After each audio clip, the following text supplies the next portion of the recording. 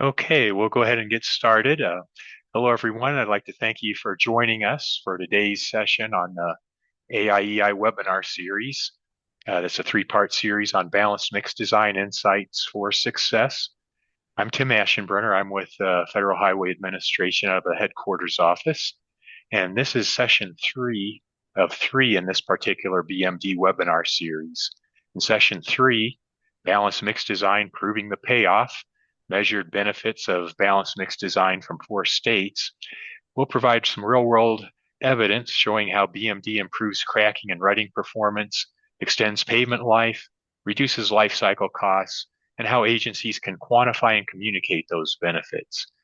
Really, it explains the value proposition for going towards balanced mix design.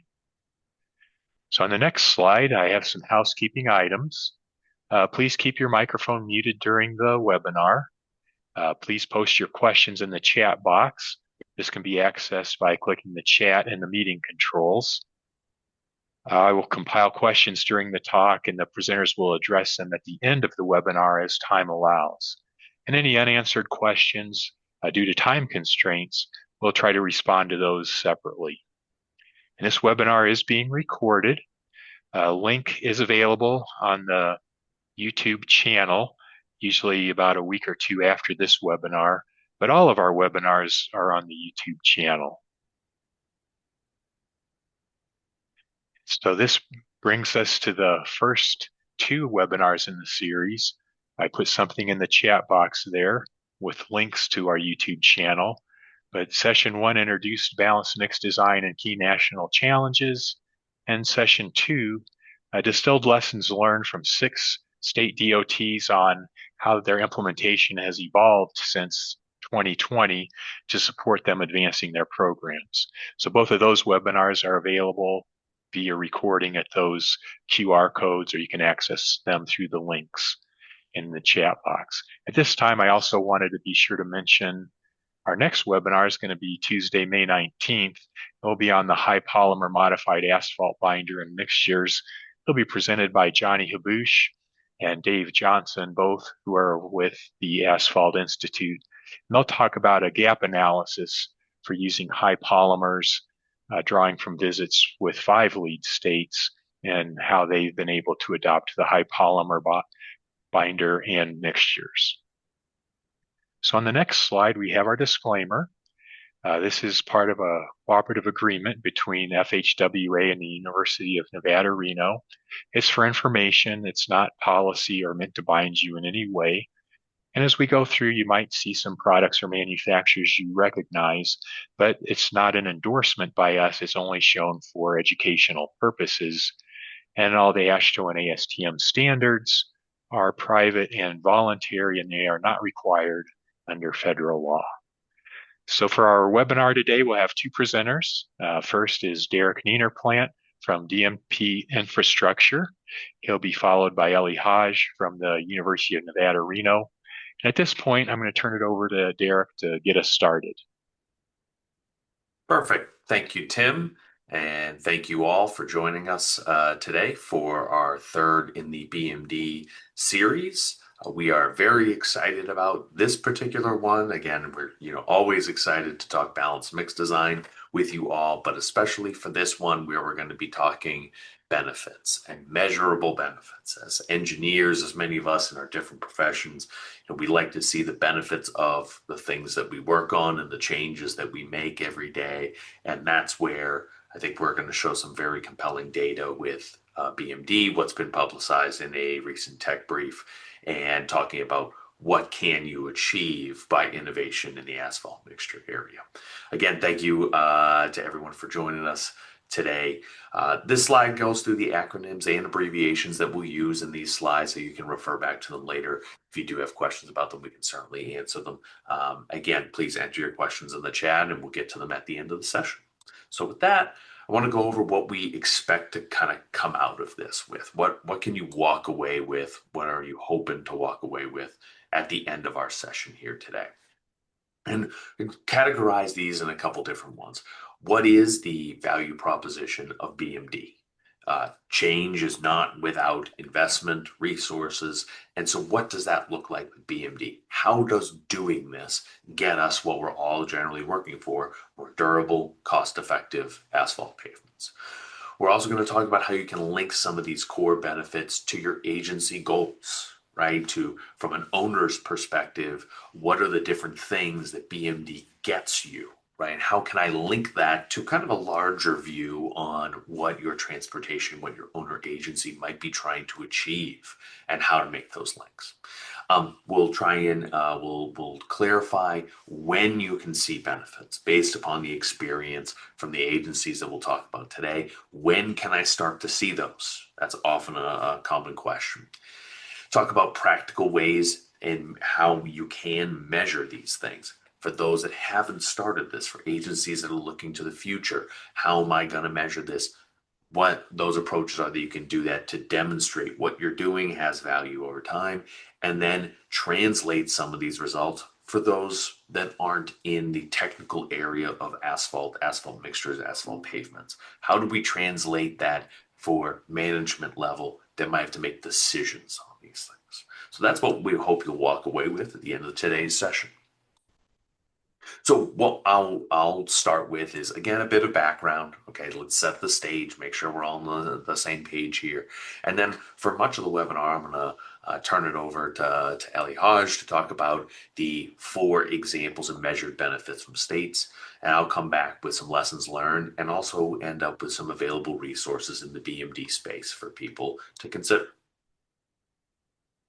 And so this webinar is largely based upon this tech brief document that was published just earlier this year. All right, so much of the information, the details that we're going to go through are in this tech brief that was published earlier in posted on the website earlier in 2026 that talks about the benefits of BMD and from 4 state examples. So the QR code leads you there. I'm sure we have the link in the chat as well. Make sure if you want to get into some of the nitty-gritty details, publicly available in this document.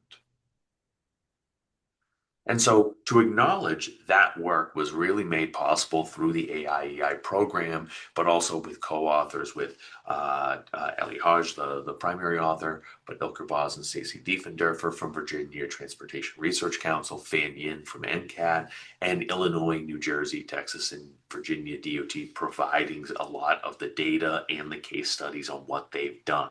So thanks to Brian Hill, Brian Pfeiffer, Robert Blight, Tom Bennett for contributing to this and making this possible. So what do we want to get again out of BMD? And I guess really trying to step out of the specifics or the technical areas and really think big picture on what are we trying to achieve. And again, do this relatively quickly as I think this audience knows this, but it's important that we continue to say it not only to this crowd, but probably more importantly to others that aren't here. So why? Let's start with why should you care about asphalt pavements? Well, our roadways are a major asset. If we think about if we had to replace them, right? How much money does that cost? It's often the biggest asset that owner agencies, that local governments have, is the roadway network. And pavements are the biggest part of construction spending in the federal aid system, right? As just an example, obviously we care about this as the AIEI program is a cooperative agreement with Federal Highway Administration, but pavements are over 60% of all that federal aid construction spending. So when we're talking bridges, etc., these materials are what we spend our money on, right? We have a huge roadway network. It takes a lot of investment to upkeep that. So in 2024, at last measurement, that was over $30 billion just in pavements. So again, my example to you, what does a 1% improvement in that look like? Talking hundreds of millions of dollars of value to the traveling public, to all of us every single year. And so also thinking about what has changed in asphalt pavement over the years. And this is a graphic that was inspired by Dr. Isaac Howard and reimagined by Tom Harmon at NCAT. And we're using it here. Talked about this a lot, so I'm not going to go into the nitty gritty details here. But the idea that what has changed since Super Pave or the mid 80s in the world of asphalt pavement, and I guess might be better said as what hasn't changed, right? There's very little that hasn't changed. The price of asphalt binder Generally speaking. has increased dramatically, right, over time. So we have costs here for liquid, and we're up in this range now. We now have highly modified binders. These are different materials, right?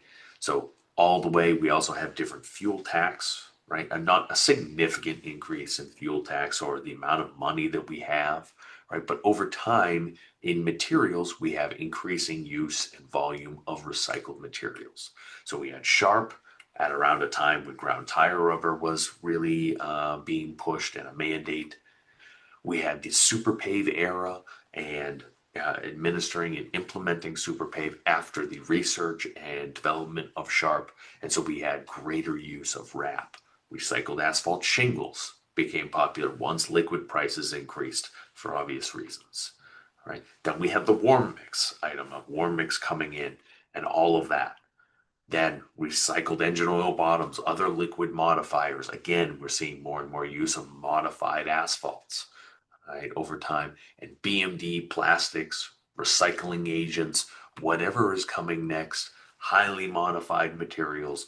The point that I always and continue to make, and what I think is important for us to keep in mind to make with others that aren't in this room, right? Management, other people that aren't in the technical area, is that we are using a system that is largely based upon assumptions from this time period.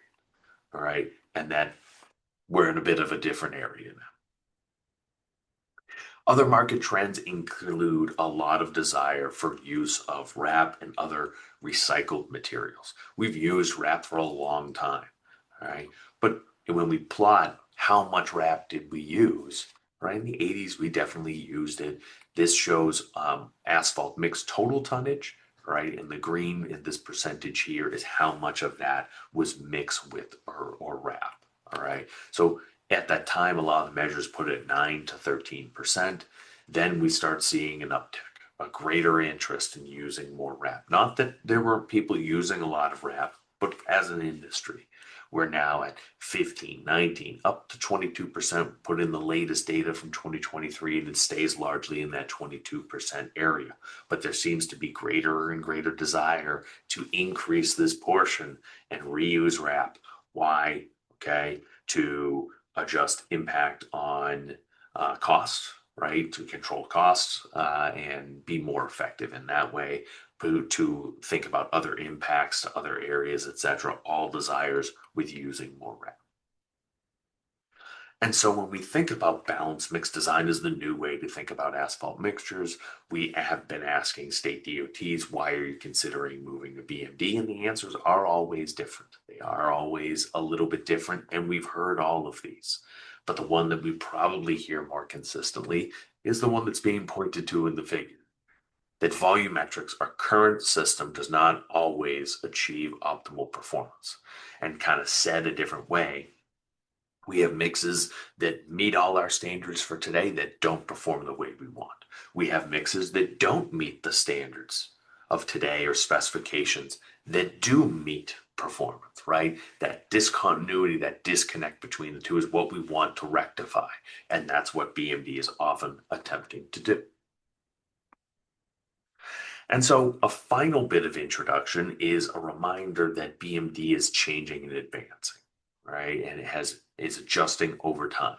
The earlier understanding of balanced mix design was that it was largely a way to figure out how much asphalt I'm going to put in my mix. How much glue do I need to put in my mixture?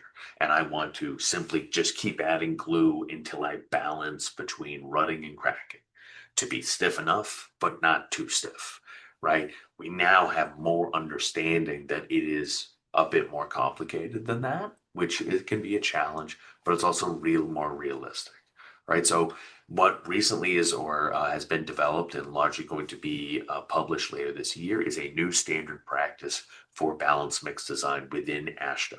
It has the title of using a tiered framework. It's yet to get assigned a designation and everything. This was a cooperative agreement done at the Balanced Mix Design Implementation Working Group and done through AASHTO, where the concept of BMD is now a little bit different. I have different performance characteristics, things I want out of my mix. And again, I do think this is important because if we're trying to convince others of why we need to do BMD or what the benefits are, we need to speak in this language for them. That we have different ways that asphalt mixes need to perform in order for the traveling public to be satisfied, right? To aid in travel. We needed to resist rutting. We needed to resist cracking. We also needed to resist moisture damage. There's different types of cracking. There's also surface characteristics that we need to worry about. And those are the different ways that we measure quality or performance of an asphalt mixture.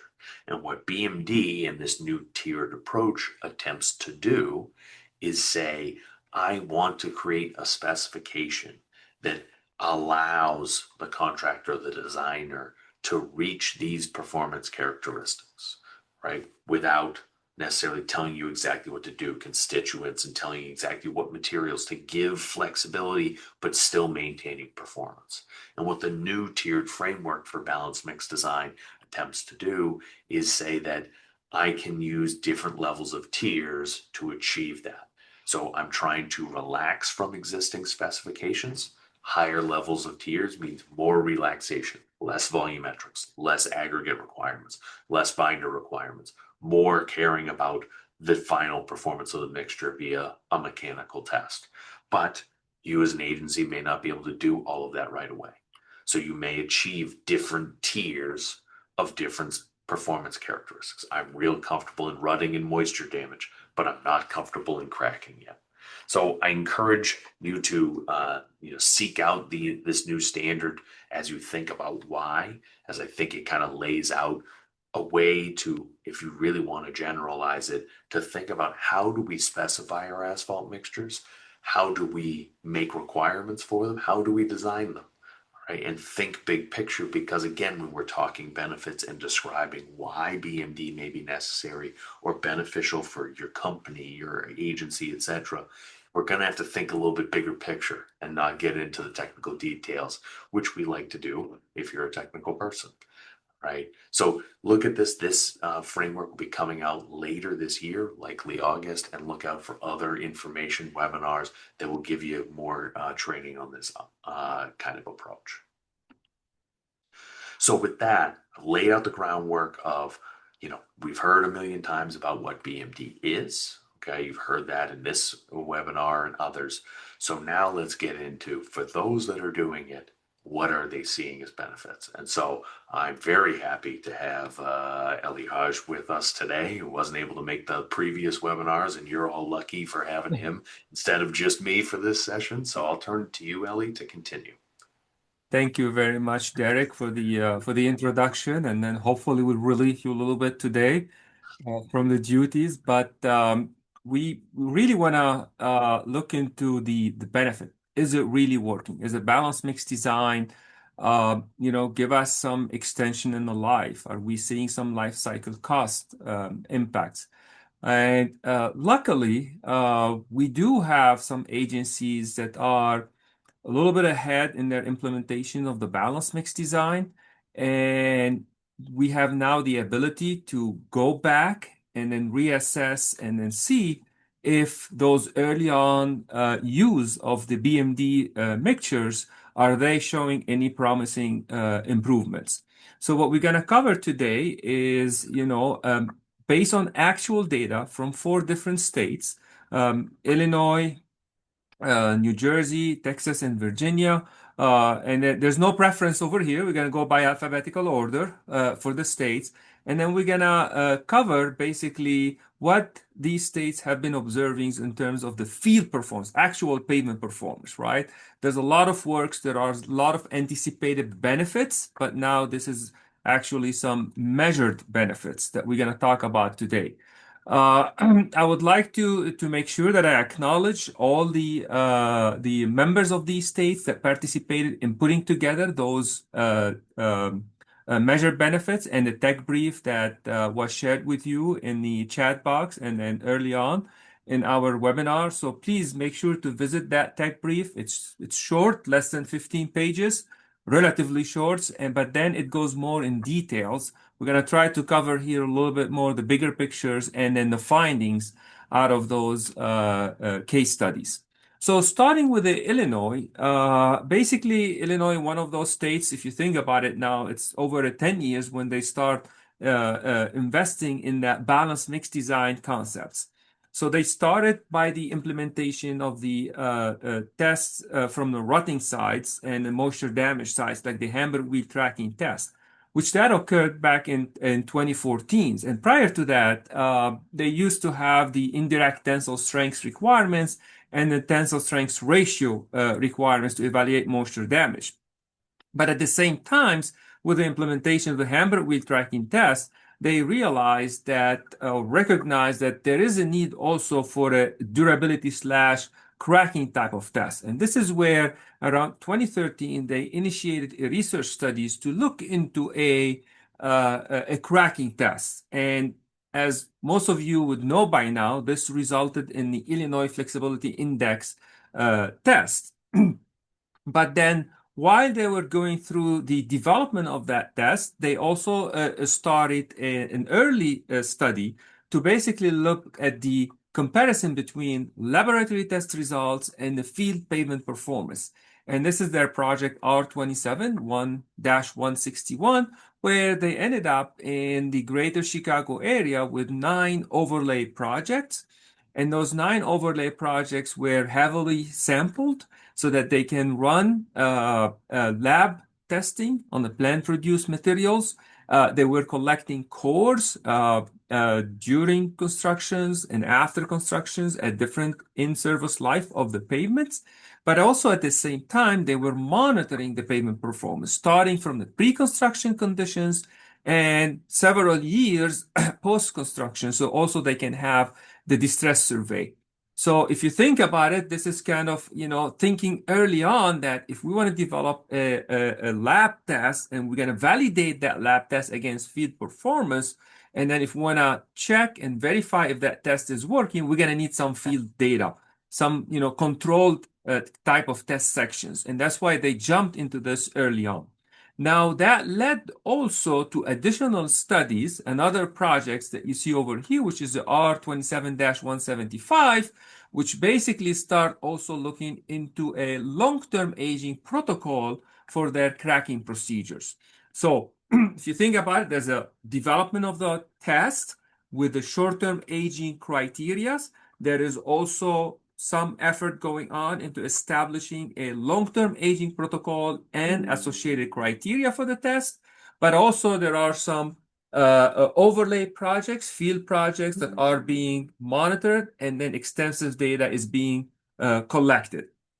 Now, in 2016, there was also additional efforts now to start pilot projects, and they ended up with 11 pilot projects.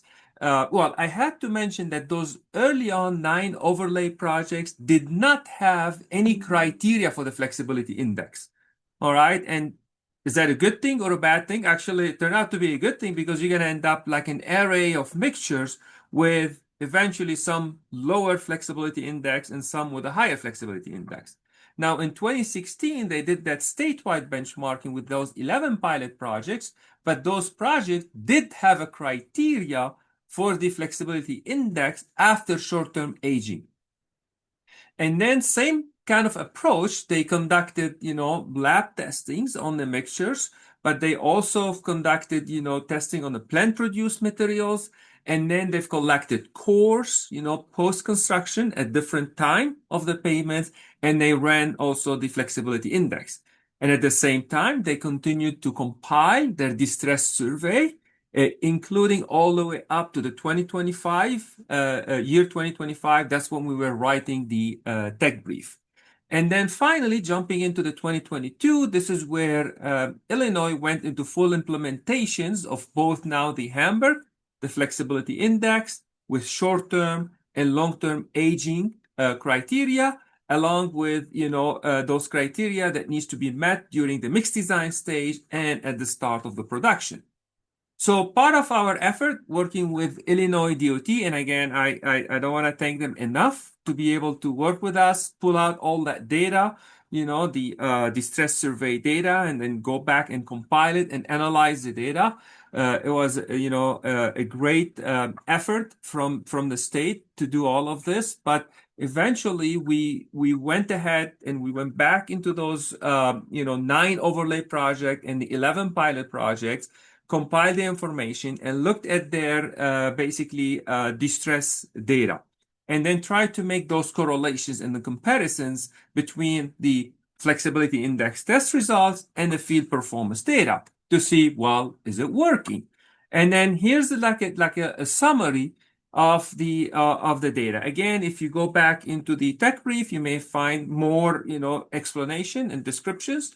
But on the left-hand side, there's a plot where you see here the transverse cracking. This is the field transverse cracking as a function of the Illinois flexibility index value from the cores. And then you're going to see basically two plots. The difference in the plot is in the type of the distresses measured in the field. The black one is taking all the transverse crackings, whereas the green one is taking only the medium and the high severity transverse cracking. And then these are the core IFIT flexibility index. And obviously you can see that there is somehow a relationship that's showing you that with a higher flexibility index value, you have less transverse cracking, or vice versa. If you look at it with a lower, flexibility index value, you tend to have a higher transverse cracking in your overlay projects. Now, on the right-hand side, it's now basically taking both the overlay and the pilot project, combining them together. And now we're looking at it as a function of the production flexibility Illinois index. So this is the FI values at productions. What we are comparing them here on the y-axis, instead of looking at the transverse cracking, because these are projects that are basically constructed at 2 different times, right? You have projects that constructed back in the 2013 area versus 2016. So now we're looking at the average annual change in the condition rating survey. So Illinois, they follow a certain, distress survey methods. And now we're looking at the rate of change, or the rate of cracking in the field changing with higher flexibility index value. And if you look at the trend over here, actually, you can find a very decent trend. When the flexibility index value is high, we see a lower rate of change in that condition rating survey. They call delta CRS. CRS stands for the condition rating survey. When your IFIT is on the lower sides, right? 5 or less and so on, then you see exponentially that rate is increasing. So the data is suggesting that, because these are, again, remember, these are overlay, and you may be dealing with some reflective cracking. So sometimes and we realize that it may be hard to stop reflective cracking, but the data clearly show that with a higher flexibility index value mixtures, you can retard, you can push out, delay that reflective cracking effect. And if I can delay by 1, 2, or 3 years, we all know what the impact would be on my overall pavement networks. So cracking resistance was directly linked to the field performance based on the Illinois data. What we observed that by increasing the flexibility index just from 3 to 8, it reduced the pavement deterioration rate for the mixtures by more than 30%. And then overall, BMD improved the service life and slowed deterioration. Again, this is based on actual field performance. Now, moving on to the next states that we basically interviewed and we have a case study for is New Jersey. New Jersey is a little bit different, and the reasons to dive in and then invest in the balance mix designs can be also different. So back in the early 2000, late or mid 1990s, they implemented the superpave and they adopted the superpave mix designs. But at that time, their number of gyrations was 125 for those high traffic roadways. Now, unfortunately, this led to asphalt mixtures with some durability issues, especially due to the low asphalt binder in the mixtures, and even they observed some challenges achieving density in the fields. So in around 2007, they start looking into some solutions to overcome the durability problems. At that time, if you recall, there was no balanced mix design. So they started with proprietary high-performing mixtures. And then they soon realized that they need a better solution. So they start reverse engineering those proprietary high-performing mixtures with some asphalt mixtures. And they came up with that specialty type of mixtures. We're listing here some of them. HEPTO, it stands for the high performance thin overlay. You have the brick or the BRBC. This is the binder rich intermediate course or the binder rich base course. HRAP, it stands for basically your hot or hot mix asphalt high wrap. You have also the BDWSC, and sorry about too many acronyms over here, but this is a bridge deck waterproof surface course, and then a little bit more recent one, which is in 2024, they also started the Ultra Hapto, which is basically the ultra high performing thin overlay.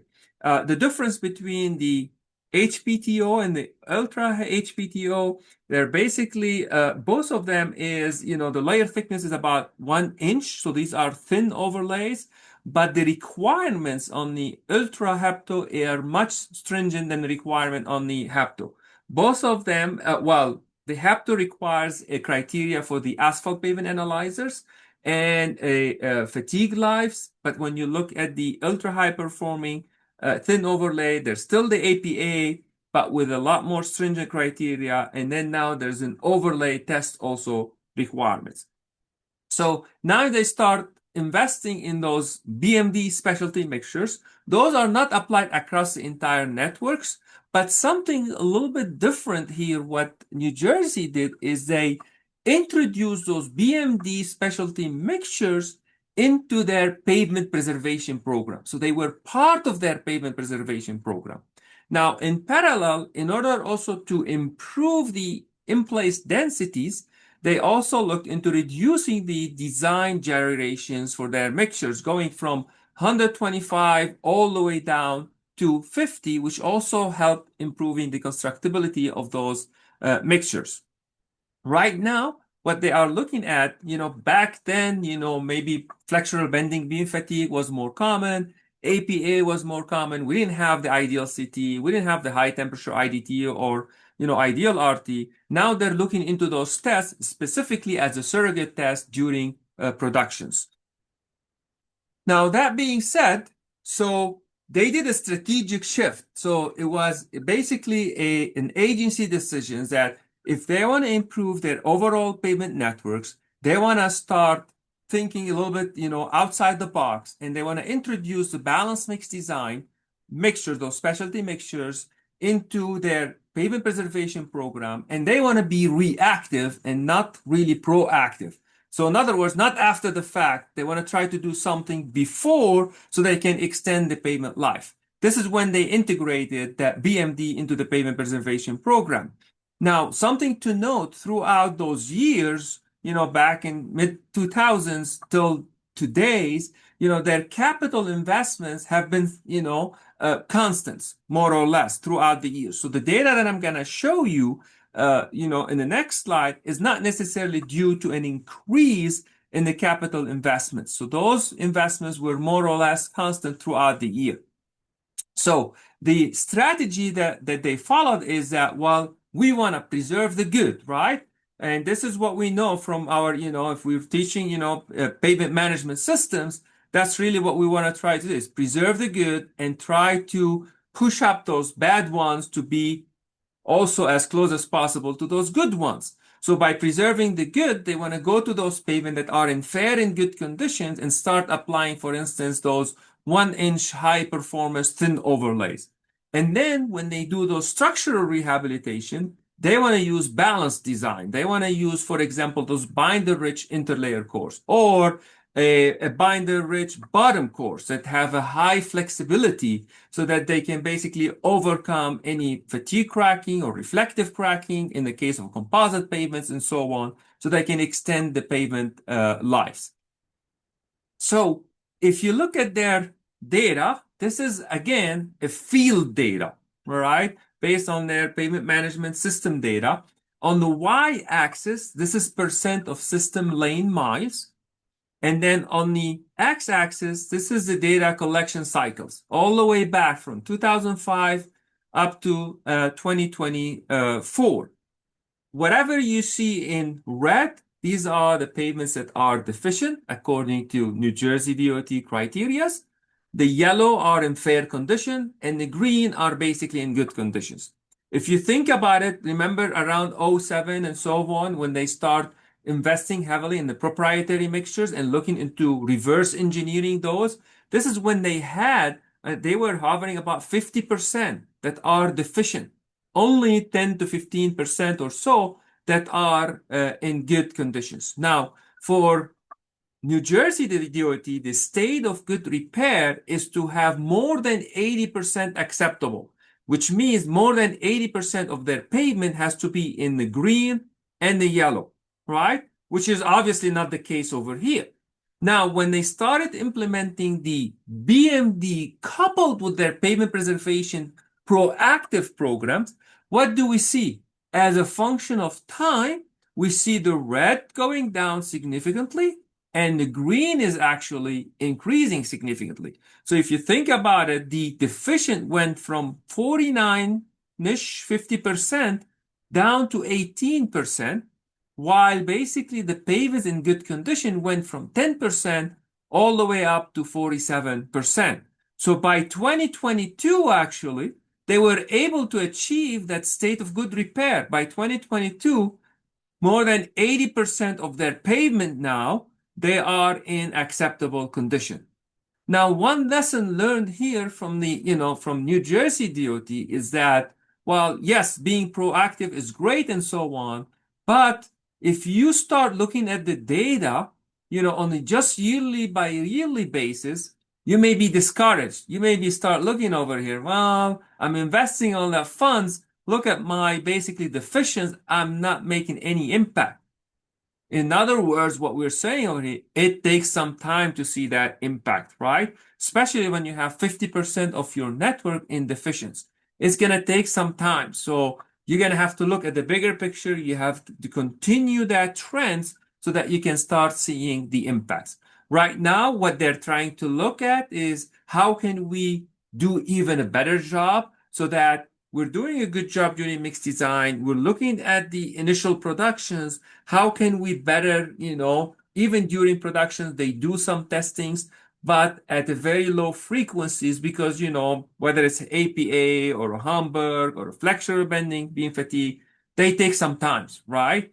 They're looking into those surrogate tests, ideal CT, maybe the high temperature IDT, so they can do them at the higher frequencies and then obviously be able to control and have a consistent mixtures during production.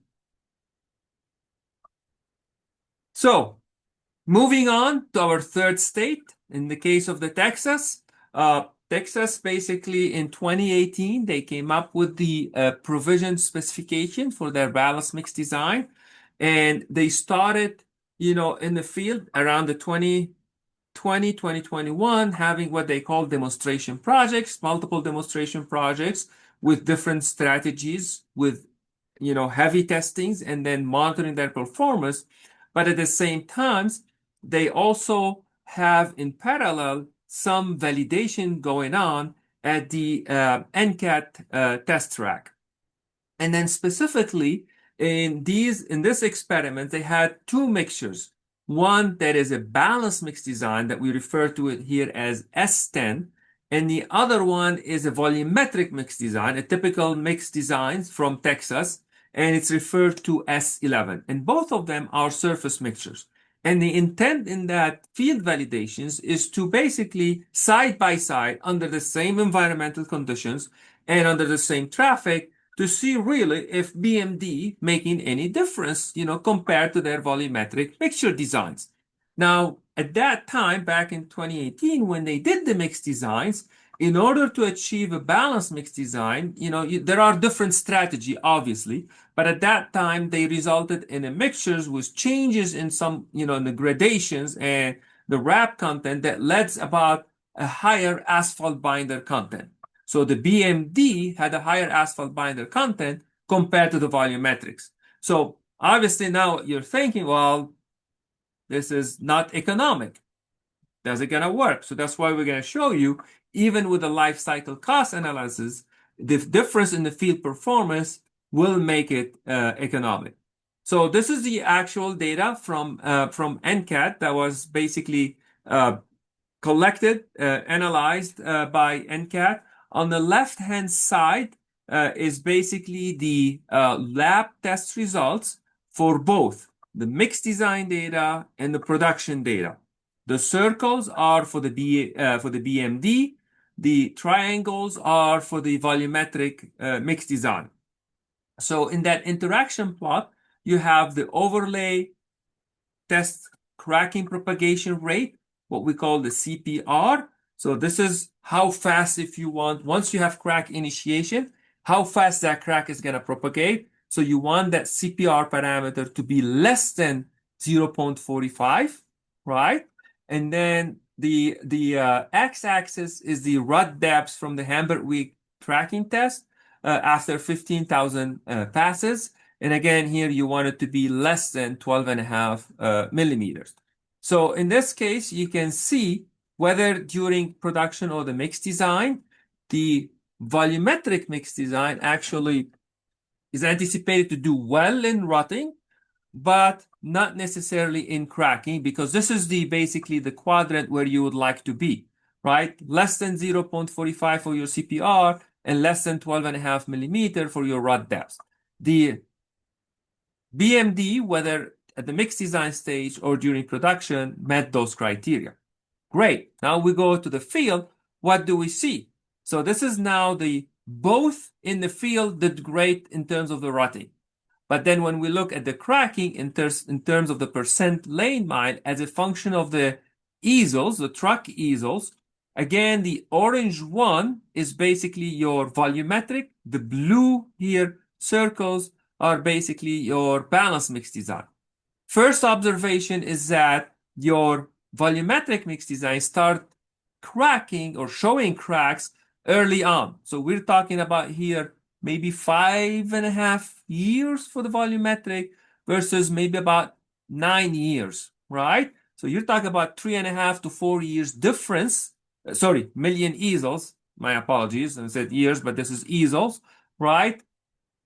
Difference. So double the million, about double the easels for the BMD to start showing cracking in the fields. That's observation number one. Observation number two, which seems to be consistent also with the overlay test observation, is that once it cracked, you see the volumetric mixtures actually propagating at a faster rate comparing to the BMD. All right. So the BMD mixtures, we got the cracking to occur delayed, but also once it cracked, actually, it did still have some integrity to basically delay that crack propagation. So all in all, up to the 20 million easel data that we had over here, there was a difference about 5.5 million easels in the field. And also, if you look at it, using the map 21 as a criteria of 20%, right? That was reached about 14.5 million easels. Even after 20 million easels for the BMD, we are not there yet. We're at about around 10%. Now, what we did as part of that efforts, we went also ahead and did a life cycle cost analysis based on the material cost, and then based on the observed data over here and the difference up to that point. And then the data showed, despite that the BMD had a higher asphalt binder content, then that resulted in a 6% increase in the material cost. Your BMD overall was 17% more cost effective on a life cycle cost basis. Now, last but not least is basically Virginia. Again, Virginia is one of those states that invested in the balance mix design. It's been about now, 8+ years where they start looking at it. And then one of the motivations is because they were having some poor performing mixtures for cracking and durabilities.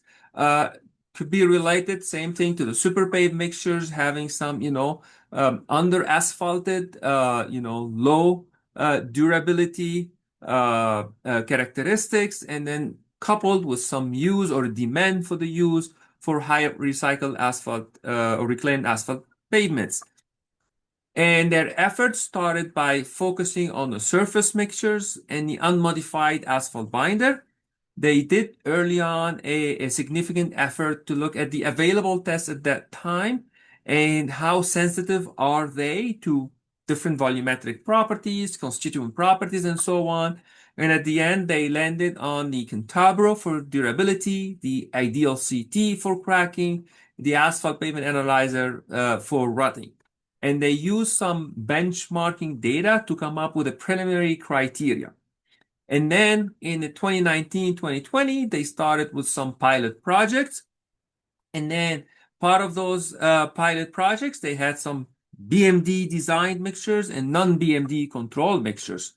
And this is the information that got used now to go back and revisit those, then that we have, multi-year of field performance and see how they are performing. And if you look at their use in terms of the tonnage, as part of their resurfacing programs, so back in 2021, they use about 72,000 tons of BMD mixtures. Fast forward 2023, now they are about 335,000 tons of BMD mixtures. So they are also progressing in the use of BMD surface mixtures for unmodified asphalt binders. Now in 2024, they have a full implementation for all dense graded non-polymer surface mixtures. And this is about 1.6 million tons of mixtures, which is about 46% of their maintenance paving. So that's almost half of their yearly tonnage.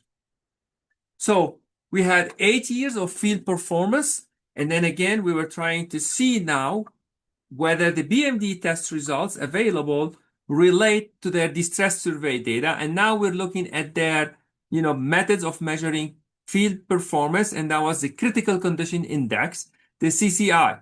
And then looking at the data and the observations, it was observed that 1% reduction in the cracking is about 2.2 units increase in the CCI, which is basically for in terms of the measurements for Virginia, that is significant. And then what they find out is when they look, because again, remember when you have the BMD CT index values, you have a range of those CT index values.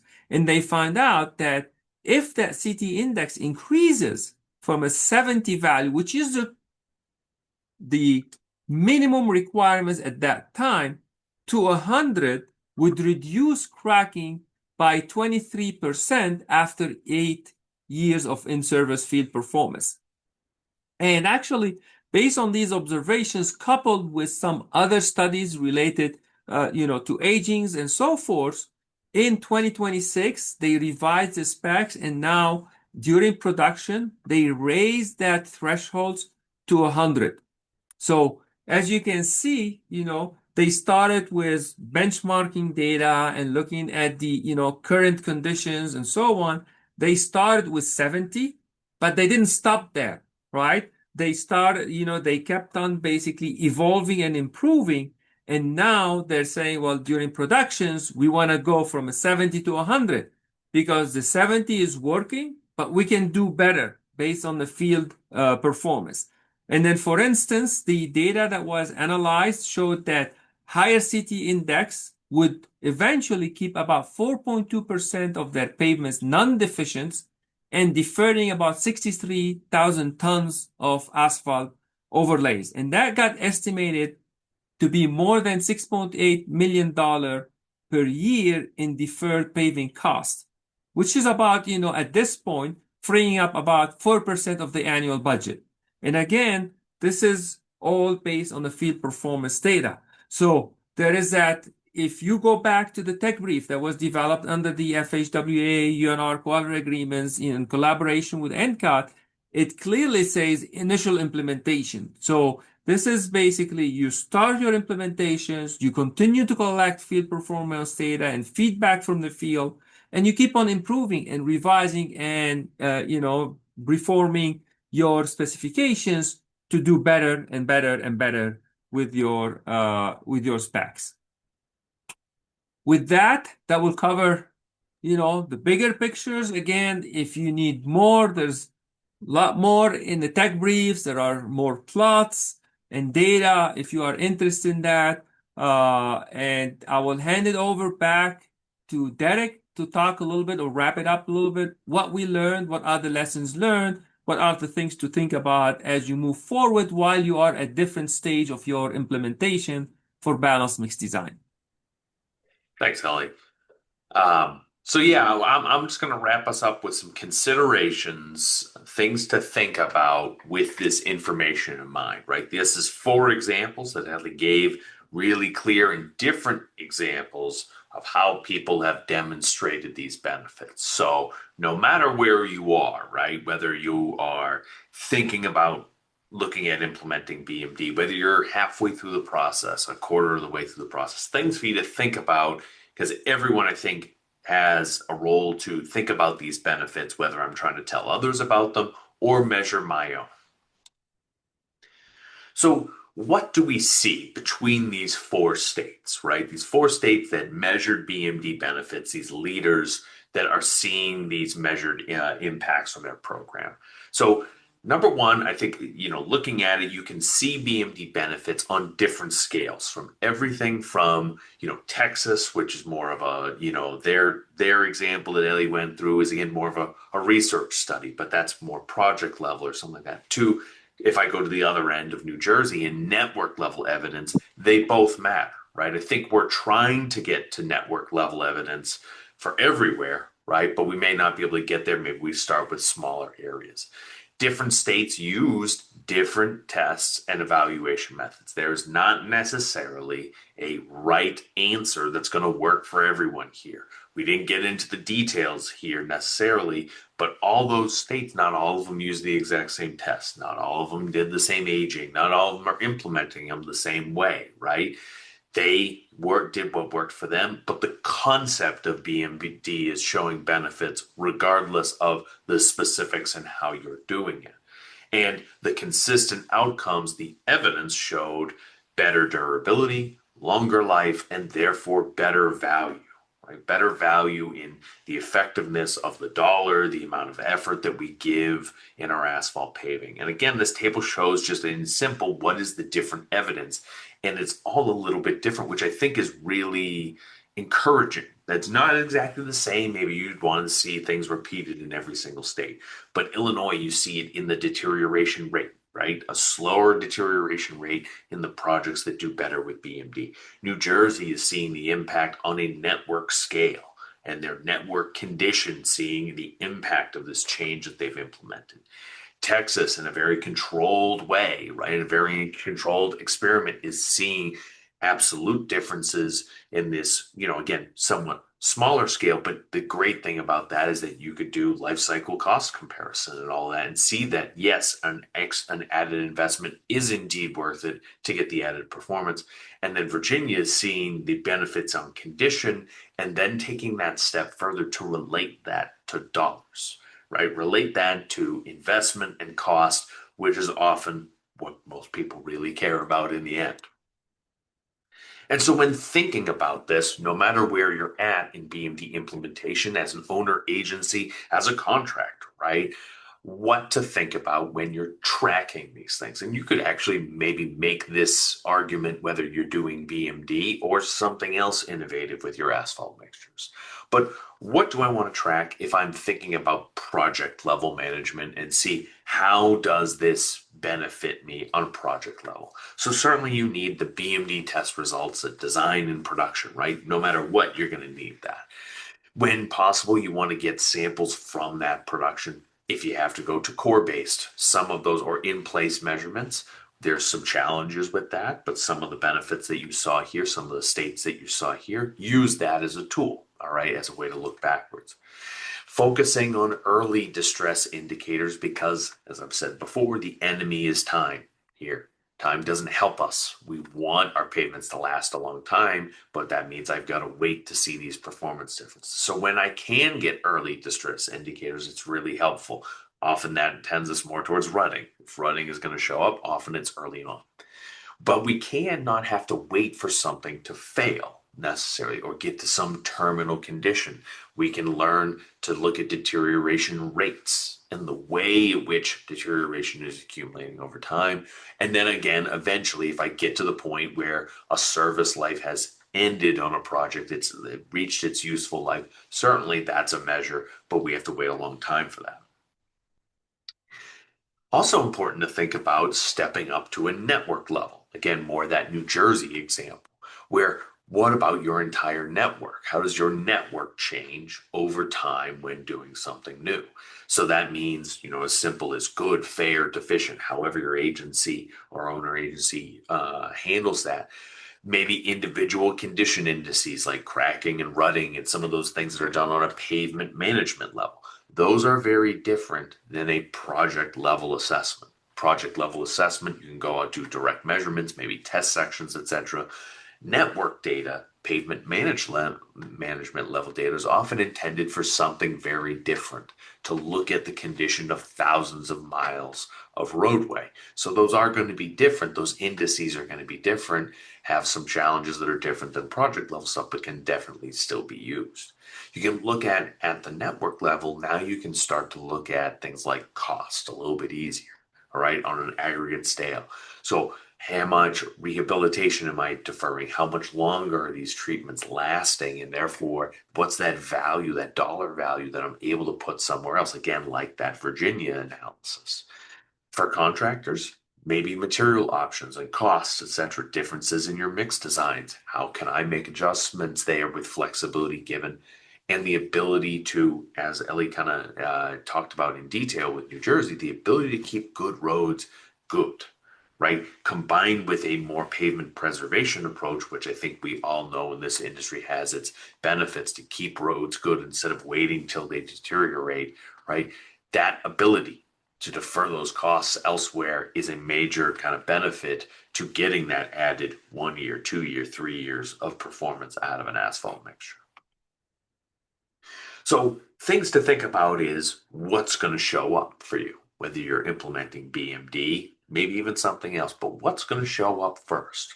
So my early indicators, right, that I don't have to wait very long for is certainly my BMD test results. Right? My BMD test results are going to be pretty rapid, right? If I'm doing sections, be it for validation or pilot projects where I have different mixes all on the same road, that comparison between them is very evident right on day one, right? And we're going to hopefully see more as time goes on. And then early distress observations, typically tended more towards rutting, right? As a more rapid distress and cracking often shows up later. But those are going to be my early things. I can maybe even add cost in here, right? What are the cost implications? That's something that could be measured, at least of making the mix early on. In a slightly longer term, I can start starting to look at some cracking and condition trends.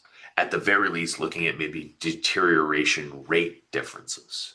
maybe I don't get to failure, right? Or to a point where I need to do something, but maybe those rates show me something in that medium term, 3 to 4 years time period. And I may be able to estimate service life. Now we're estimating, we're extrapolating off of data, and that has some challenges, but it's what's available to me at that time. And then long-term indicators, I can start to shift from project level analysis to network level analysis. How does my network condition shift as I make this adjustment, try new things? All right. So as my network condition changes, again, deferred cost, the gains that I get from not having to get into that roadway after 10 years, that waiting those extra 2, 3 years, what does that get me? And look at it at a program level long term. And so I think it's important, when thinking about this topic, just as again, one of the key takeaways as we get near the end here. So please feel free to add questions that you may want answered. But for those that are trying to pitch BMD in some way, shape, or form, right? Why is it worth this investment? Why is it worth the resources? Why is it worth looking at? I think it's important to translate our technical items that we're looking for and a lot of things that Ellie talked about to what may matter for leadership, right? For those that don't eat, breathe, sleep asphalt mixtures and asphalt materials every day, day in, day out. So if we're talking about higher BMD indices, CT index, flexibility index, whatever it is, okay, that's a lower risk of early cracking to them, right? And let's translate it that way. Slower deterioration means that I have a more predictable service life. Maybe there's less risk and variability in the service life that I see in a given treatment. A longer lasting treatment means better use of funding, right? We all want the roads to last longer, but in the end, let's rethink that as well to I've got more funding available to handle other issues and my funding is becoming more effective. The bang for my buck is becoming more effective. If I'm deferring segments or work, that means I have added budget flexibility, right, where this money can be used for other priorities and more material flexibility. Again, important. I know we've focused a lot on the owner agencies here, but a big promise of BMD is more material flexibility can lead to more effective pricing. It just, if I don't box the mix designer in to use certain materials, etc., and they have more flexibility, it's going to lead to more effective pricing. And so what did we see from all of these agencies across the states for benefits? We did see measurable BMD benefits, but it was time dependent. It doesn't show up overnight. And again, thinking about how you're looking, what am I looking for at different time periods, I think is important. You're not just going to track one thing. You might look at certain things in a short period. As it gets longer periods, I can look at others. But we did see consistently positive results from Illinois, New Jersey, Texas, and Virginia that showed improved durability, longer life, and again, where that data was available, life cycle cost savings of the dollar being stretched further, right? And this evidence was documented from a number of different analysis types, right? From the specific of a specific project and a very controlled environment, all the way, right, to something in between with Illinois, right? Illinois and Virginia, and then all the way to New Jersey, looking at the program level, right? Again, and the fact that these were all using different evaluation and approaches for what worked for them. These states are different. They share some things, certain, I'm sure, with their asphalt programs, but they are different. And that regardless of those changes, they still saw these benefits. And BMD went and supported kind of a pavement preservation approach. Again, looking at that New Jersey example. And while this implementation does require commitment, our previous 2 webinars demonstrated that, and the things that need to happen to do BMD right. If you go, and we talk a lot about these 4 states that we've highlighted as benefits in previous webinars and case studies, etc., and the work that these 4 states have put in. But despite that, they are seeing that upfront commitment has resulted in benefits that outweigh and make and clearly justify that investment. So as we get to closing here, a couple items, and again, we'll address questions as I close here.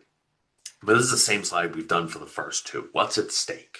And I think, again, we know this, but we need to continue to say it, and we need to continue to say it to others that aren't in this room or in this community. The performance of asphalt mixtures is a hugely significant area in the transportation community, and small changes, small benefits can really add up because of the volume of the material and money that's at stake. That one added year is game changing. And I think that New Jersey example, that's the one I point to that says small adjustments, small changes, what can feel like incremental benefits, they add up over time into real change. And BMD represents a potential for innovation to meet the future, right? To be more future proof, if you will, than we are today. And so I hope that you're coming away that benefits are real. People are documenting these real benefits. It's not just a future promise or a hope. That BMD implementation is and can be resource intensive. It can be a lot of work to do this. And I think the people from those 4 states would acknowledge it. However, these states are showing that that return on investment is high, that it is worth it given that, and they're starting to reap some of those benefits. So a couple things that we want to make people aware of as we close out today, and actually our third webinar in this BMD series, although of course we have further AIEI webinars coming up. We want to make sure people are aware of some of the other BMD resources besides the ones we've just discussed in this webinar series. Number one, from our AIEI program, we have a lot of assistance that's available out there in products. All of these webinars highlighted a different tech brief. We have a number of them, webinars, videos. We have a number of free workshops available. So feel free to scan the QR code, go to our YouTube page to watch some of these recorded ones earlier, and reach out to the program if you need assistance. If there's things that we can help you with, that's why this program was put together, was to help advance the asphalt community, everyone in the community, implementing things that show the benefits that we've talked about here today. But AIEI is not the only area that's working in this particular area of balanced mix design. This program also works with and supports the Balanced Mix Design Implementation Working Group, a group that actually just finished having its spring meeting over the last 2 days. We want to make sure that people are aware that that group has put out 4 very good documents in over the past year that are listed here. One is on understanding and managing factors that affect asphalt mixture performance, difference between lab and field, etc. A great resource to understand what is different about all of those. A document that talks about the impact of aging and why considering aging is an important item. Another document that is more for contractors, for the contractors and industry people in the room, that talk about how do I adjust mixes? What are the contractor strategies for meeting BMD and some of those other categories? Kind of a thing for a mix designer. And then finally, why BMD is kind of changing or being reimagined, to go back to the tiers I talked about earlier. This group has other documents coming out soon. The QR code gives you to a website that shows you what those recent projects are, and I encourage you to become a friend of the group to keep updated. And then finally, another partner organization, Capri, the Consortium for Asphalt Pavement Research and Implementation, is a group that has done a lot of work in BMD, some of it born out of the BMD IWG. Recent items that that group has published is a guideline document for BMD validation sites. That's a couple of years old at this point. They did a dwell and lag time study on the impact of those factors on ideal CT and ideal RT. That's a report that was recently published. And then very recently published is a project that looked at validation techniques for setting BMD criteria that includes 13 case studies of different agencies that have done validation in different ways. That's all at that website. That QR code gives you to their project website that has all these resources. Again, a lot of these were born out of the discussion that we all have here. And so not only AIEI, but there's a lot of other resources out there we want to make sure people are aware of. So with that, I get to the end here. We appreciate everyone being part of not only this webinar, but previous webinars, and we'd be very happy to answer any questions that may have come up in the webinar or were submitted now. So I'll turn it to you, Tim. Thank you. Okay, thank you, Derek. Thank you, Ellie, for the presentation. Very informative. Maybe slide 24 But yeah, we got several questions that came in and been tabulating which slide might best describe the slide to answer a couple questions on slide 24. But in the analysis, is that based on 100% of the New Jersey road network or only based on the roads subjected to those 6 specific mixtures and then monitored over time? And also, what proportion of New Jersey road network is treated with those 6 performance-based mixtures? Yeah, if I may answer this, so this is basically reflects the network level performance statewide for all mixtures used by New Jersey DOT. Obviously, the specialty mixtures is a subset of the mixtures used. It started, early on at a low percentage and increased steadily. The last number I have, and it might be off, it was about 20% of the mixtures are those BMD or specialty mixtures, with the high performing thin overlay being the most commonly used. Okay, thank you. And sticking with slide 24, how much of the improvement is from funding increases? So the very good questions, because that's a question we had to go back to the state and ask them, well, did the fund increase? And that's why you're seeing an improvement. And then we made sure to get that answer. There was no capital improvements, throughout the years. It was more or less steady. Actually, the answer was having a steady funding, more or less constant steady funding over the years helped them to plan over those multiple years and be more effective and efficient by selecting really the right treatment for the right applications to the right pavements. And that's what made really a difference. So taking those principles of the pavement management system, but now is like couple that, okay, what is that right treatments? What can I do? If I have a reflective cracking, can I recommend or come up with mixtures that can better resist reflective cracking? I mean, it may not stop reflective cracking, but it get delayed and so on. So that's the idea of coupling the specialty BMD mixtures with their proactive, reactive maintenance program. And Okay, one thing very I'd good. add here, Ellie, if I could, and Tim, just that, with this example here, that 20%, I think in talking to New Jersey DOT, Ellie, that might be some of their most challenging pavements that was applied to, right? So even though it is a portion of the overall network, it is kind of maybe some of the most challenging part of the network where they struggled the most, composite pavements, et cetera, that they were really able to make a big impact on that portion that ballooned the entire network.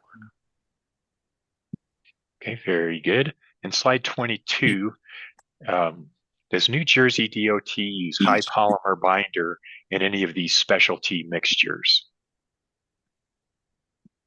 Sorry, can you repeat the question, Tim?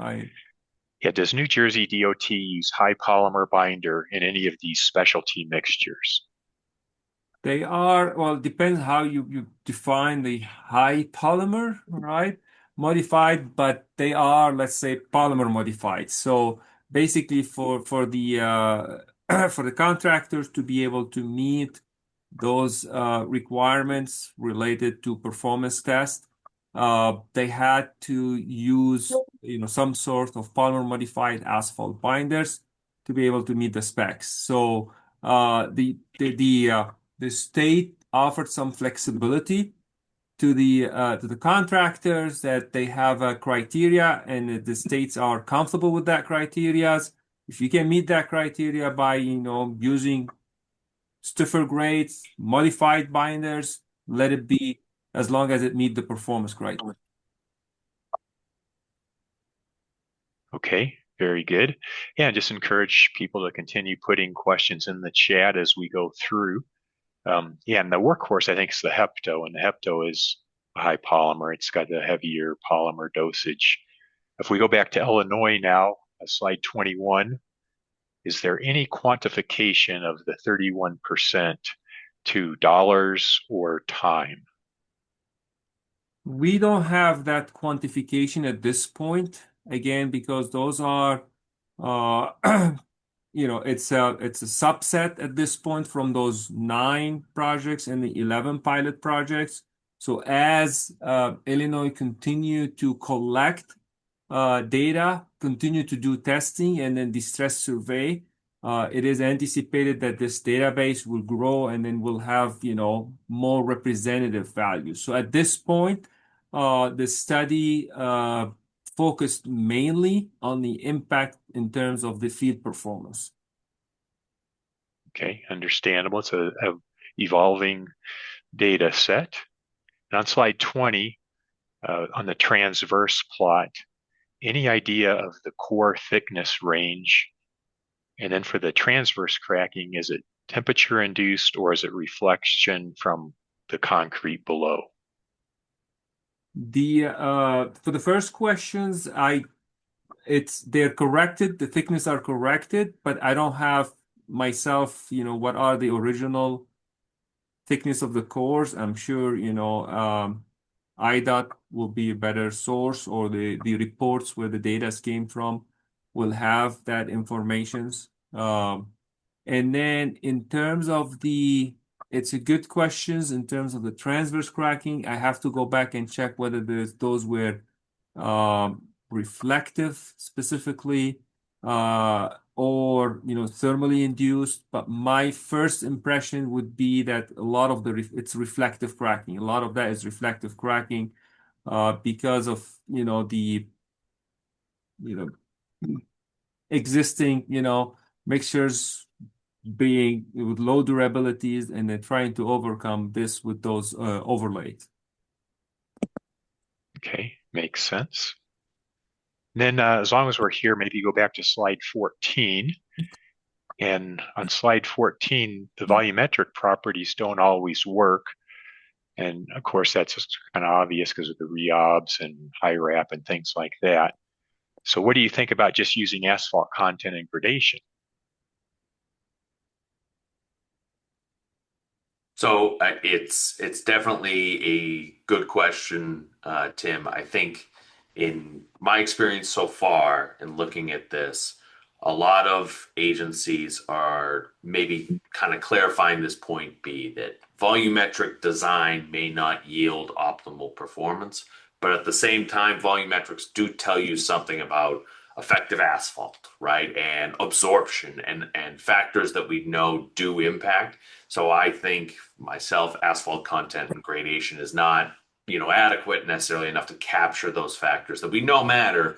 But I think the bigger thing about volumetrics don't yield optimal performance is maybe 4% air voids and 13% VMA is not effective in categorizing performance for all mixes, high wrap, low wrap, etc. So.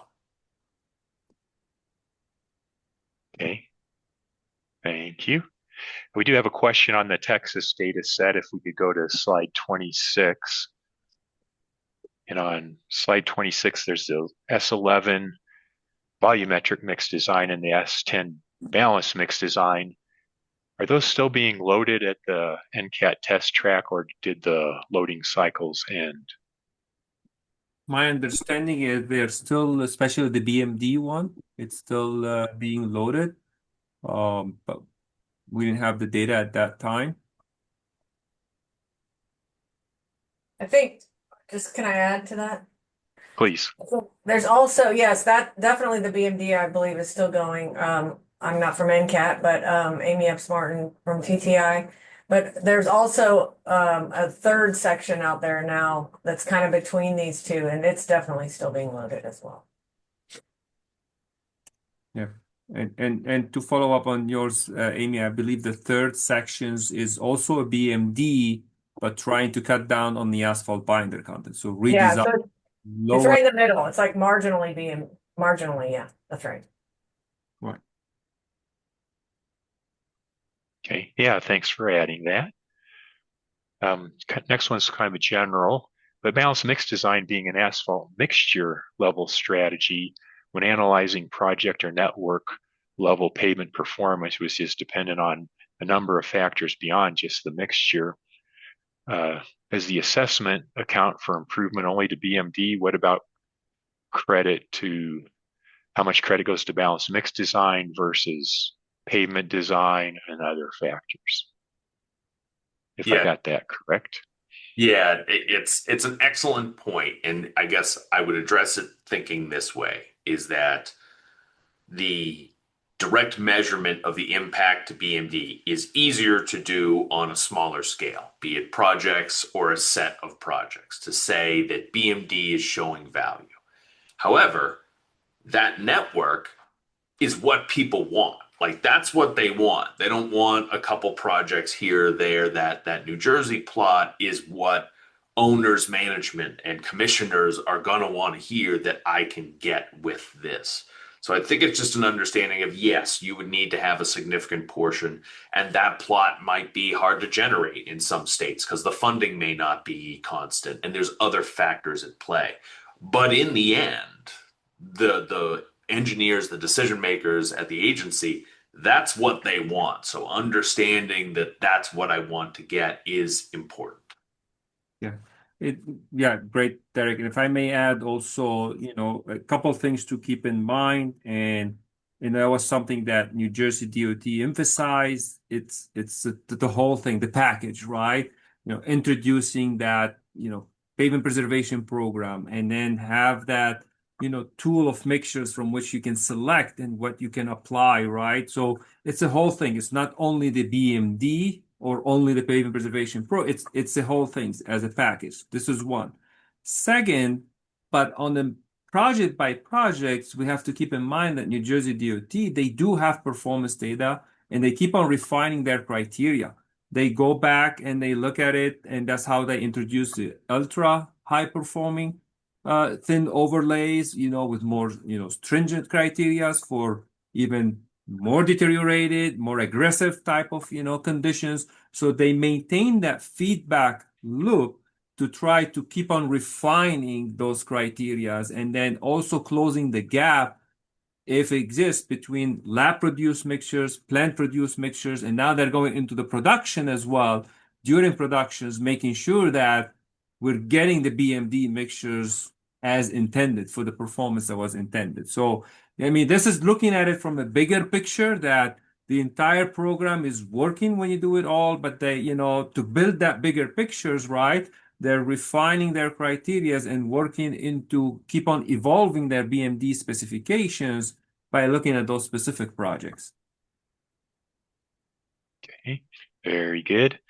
Yeah, and if I recall from the New Jersey presentations, when they implemented SuperPave, all of a sudden I think materials became the weakest link in the chain, and they needed the biggest improvement there. The next question is, we're only using SuperPave in a few projects within the Dominican Republic. So they primarily use the Marshall compaction mixture design along with aggregates complying with the SuperPave aggregate structure. So can you implement balanced mix design in a system with a Marshall hammer and SuperPave aggregates? I'll let you take that one, Nelly. Short answer, yes. I mean, you can, right? I mean, with the caveat, you have to realize that, when you do your initial binder contents, that's according to the approaches. Hopefully, you'll move into the tiers. Then the yes becomes more stronger yes, right? You have to just realize that differences in the compactions methods between the Marshall and the SuperPave gyrated compactor, because when you do your, a lot of these performance tests that may require a 6-inch diameter specimens. Now, can you do, for example, ideal CT and ideal RT with the 4 inches? I mean, potentially, yes, but there are some challenges to work out. I mean, we've looked into 4 versus 6, and then, there are a few things to take into consideration. So, I mean, it's doable. There are states that they still use for some of their mixtures, the Marshall mix design, but then they use the SuperPave gyrated compactor for their performance mechanical testing, and they're implementing a balanced mix design. Very good. We don't want to leave Virginia out here. We got to get a question for them on slide 28. So Virginia, VDOT increased criteria based on, so it shows VDOT increased the criteria. Was that based on pavement performance or a relationship? Please explain. It's basically based on a couple things, not only one source of data. One of them is based on the performance that study. Actually, the tech brief, cover this aspect, but there is an independent report from VDOT that went into the field performance and extensively analyzed the field performance and made the case and the justification why there's a need to go from a 70 to 100 during production. So definitely the field performance feedback, is a heavily contributed to that increase in the CT index. But that also got coupled with some other studies, so in parallel. So I really encourage you to go to the VTRC/VDOT. They have, I'll try to pull it out and put it in the chat box here, but there is a link they compile all the BMD studies into one. I think there you go, Derek. So it just have all the studies in there, and you should find part of those very recent one that just got published about the field performance evaluations and the justification behind increasing the criteria. Okay, very good. Yeah, a lot of these things are complex, but there's a lot of interrelated variables, so it's hard to be precise, but I think the data does support the benefits of balanced mix design. A general question came in is, did you hear or capture any contractors' use of innovative materials?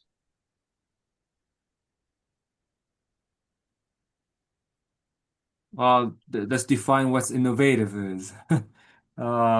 Is if we're saying, some reclaimed asphalt pavement materials, yes, there are some contractors, they optimize, the use of wrap, based on your wrap stockpiles, wrap properties. I like the word optimize because it doesn't mean necessarily, just to increase it, right? It's basically to maximize its use while not jeopardizing the performance. If you're talking about using, innovative material like high polymer and then not necessarily the high dose, but beyond the normal traditional polymer content, yes, New Jersey is a good example of that, where, polymer modified binders were used to meet the performance criteria. So yeah, there are, contractors when they are given the opportunities to make those decisions, they took advantage and they optimized the mixtures for performance. Okay. And then a final question that just came in. What material properties can you take from balanced mix design tests that can be used or input into a pavement design? Very good questions. And that question would require an NCHRP study that's currently it's set to, probably a team is being selected and set to start, very soon. But it's basically how to integrate. If I reiterate this, is how to integrate the BMD test results into our pavement design. And currently, this is a link that is missing. That's a gap. And we want to make sure that when we do our pavement design, we capture that improvement in the mixture performance. And that would be a win-win situation so that when we start doing also and designing our overlays and everything, right, we can take advantage of the extended performance of the BMD mixtures into our pavement design. So, and again, it depends if your mixture is giving you an index or giving you a fundamental property. So yet to be determined. Fair enough. Okay, well, that brings us to the bottom of the hour. Again, I'd like to thank Derek and Ellie for the presentation. Very informative. I'd like to thank all the participants for attending, and just remind everyone that our next webinar is coming up on Tuesday, May 19th on high polymer, and a registration link has just been added to the chat pod. So thanks again, and we'll conclude this webinar and look forward to seeing you at the next one. Thank you, Okay. Tim. If I may All just right. ask everyone to take a few minutes to participate in the brief survey as well. That will help us also to do a better job on our next webinar. Thank you all.